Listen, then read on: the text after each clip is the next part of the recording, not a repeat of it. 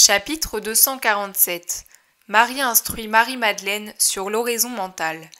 Le 8 août 1945. Où ferons-nous étape, monseigneur ?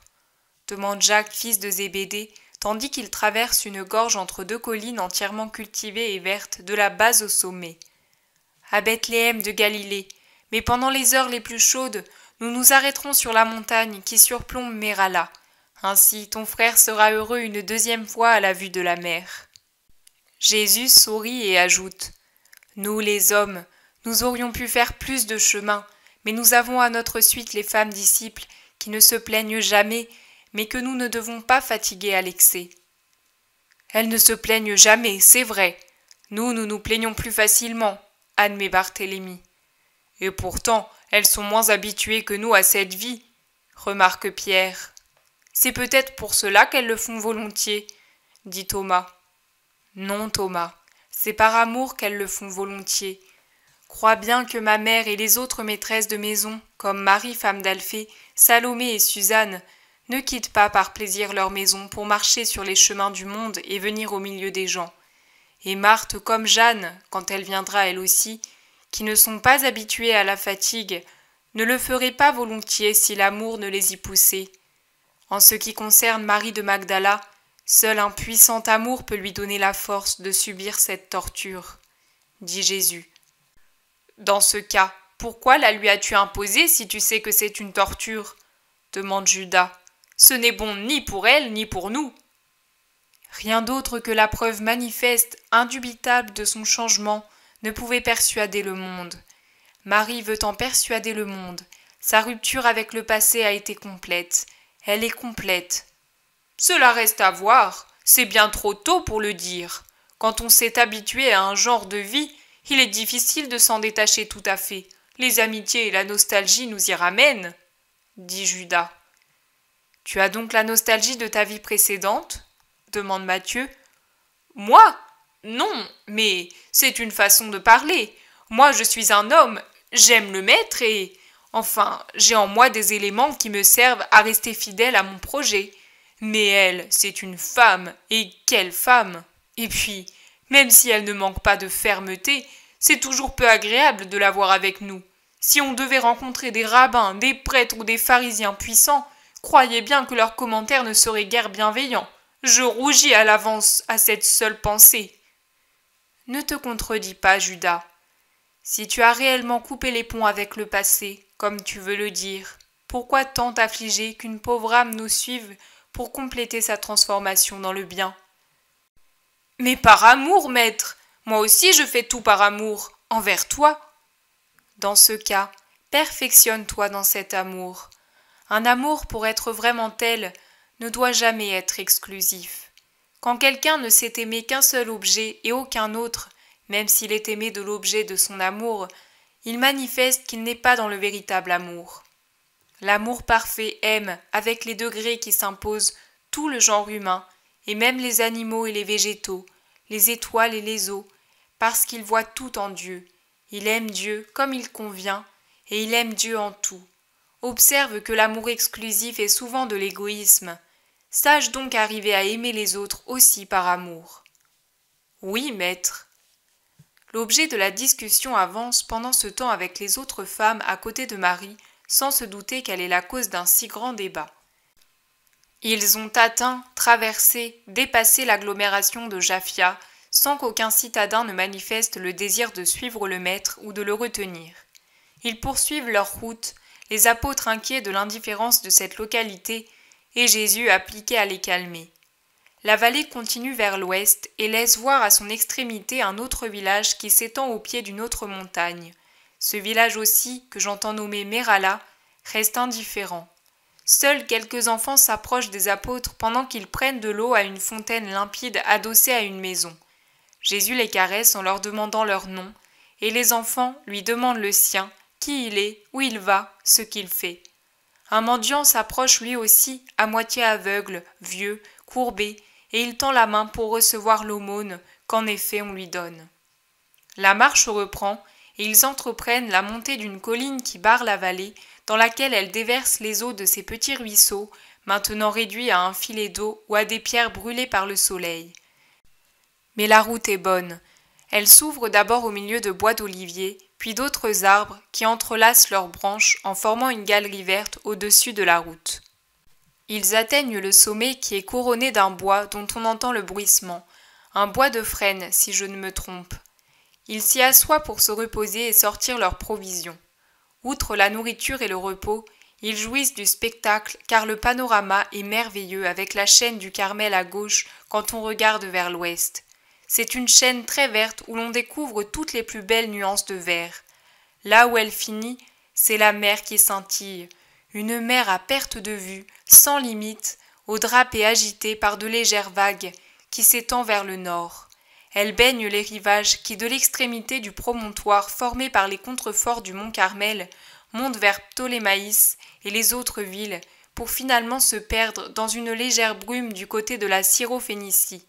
En revanche, on ne voit pas la mer au sud du promontoire du Carmel, car la chaîne, plus haute que les collines où il se trouve, en cache la vue. Les heures passent dans l'ombre bruissante du bois bien aéré. Certains dorment, d'autres parlent à mi-voix, d'autres encore regardent. Jean s'éloigne de ses compagnons et monte le plus haut possible pour mieux voir. Jésus s'isole dans un endroit couvert pour prier et méditer. Les femmes, à leur tour, se sont retirées derrière le rideau ondulant d'un chèvrefeuille tout en fleurs. Là, elles se sont rafraîchies à une source minuscule qui, réduite à un filet d'eau, forme dans la terre une flaque qui n'arrive pas à se changer en ruisseau. Puis les plus âgées, fatiguées, se sont assoupies, alors que la Vierge Marie, Marthe et Suzanne parlent de leur maison lointaine. Marie ajoute qu'elle voudrait bien avoir ce beau buisson fleuri pour orner sa petite grotte. Marie-Madeleine, qui avait dénoué ses cheveux, elle n'en supportait plus le poids, les rassemble de nouveau et dit « Je vais trouver Jean, maintenant qu'il est avec Simon, pour regarder avec eux la mer. »« J'y vais, moi aussi, » répond la Vierge. Marthe et Suzanne restent auprès de leur compagne endormie. Pour rejoindre les deux apôtres, elles doivent passer près du buisson où Jésus s'est isolé pour prier. « Mon fils trouve son repos dans la prière, » dit doucement Marie. Marie-Madeleine lui répond « Je crois aussi qu'il lui est indispensable de s'isoler pour garder sa merveilleuse maîtrise que le monde met à dure épreuve. Tu sais, mère, j'ai fait ce que tu m'as dit.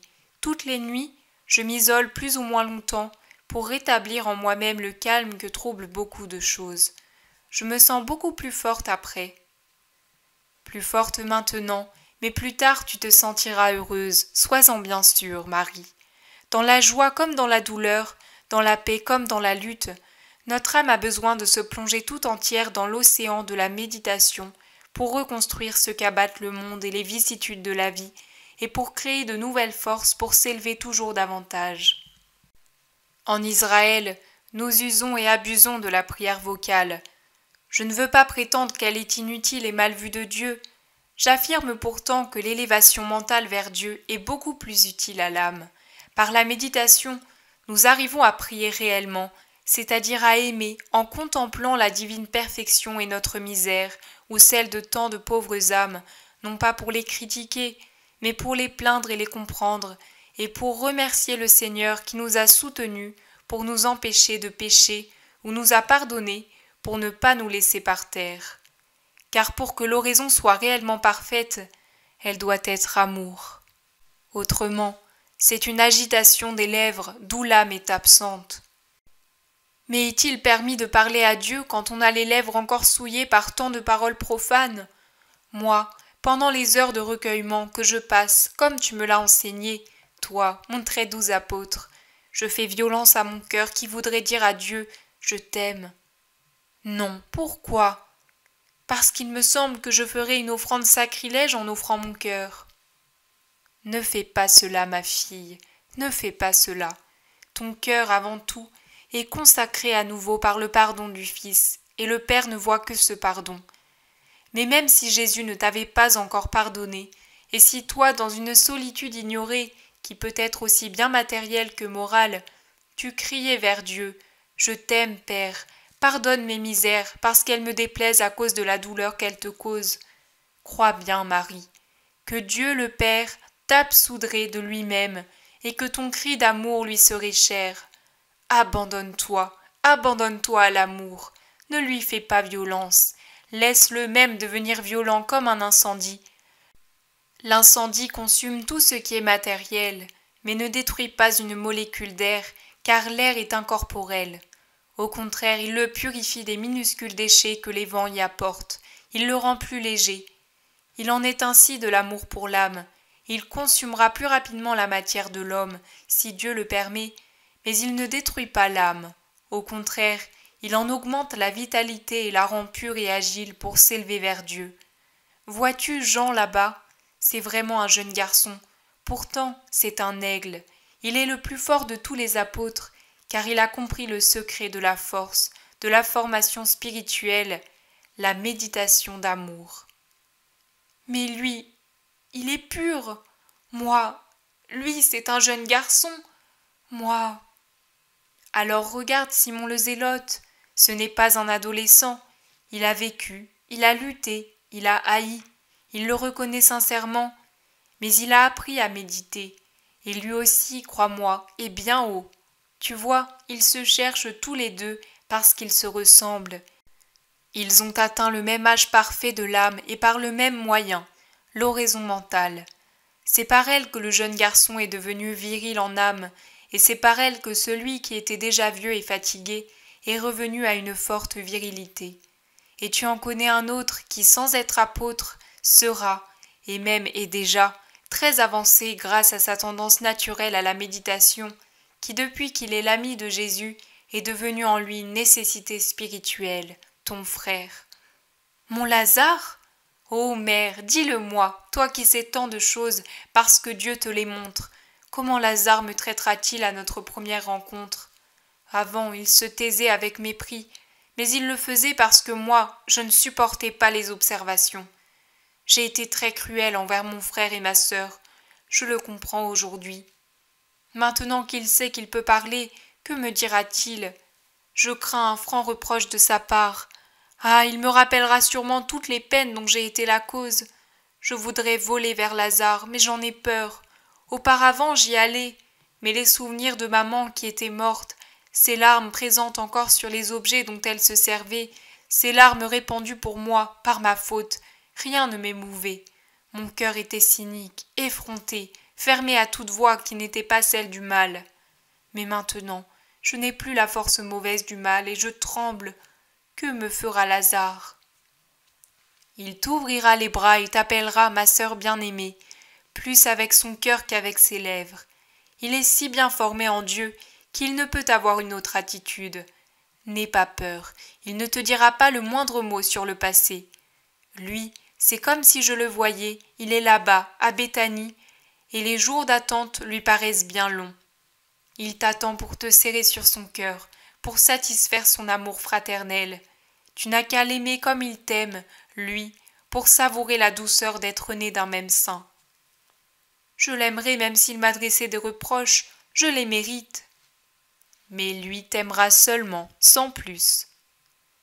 Elles ont rejoint Jean et Simon qui parlent de leur futur voyage et qui se lèvent respectueusement quand arrive la mère du Seigneur.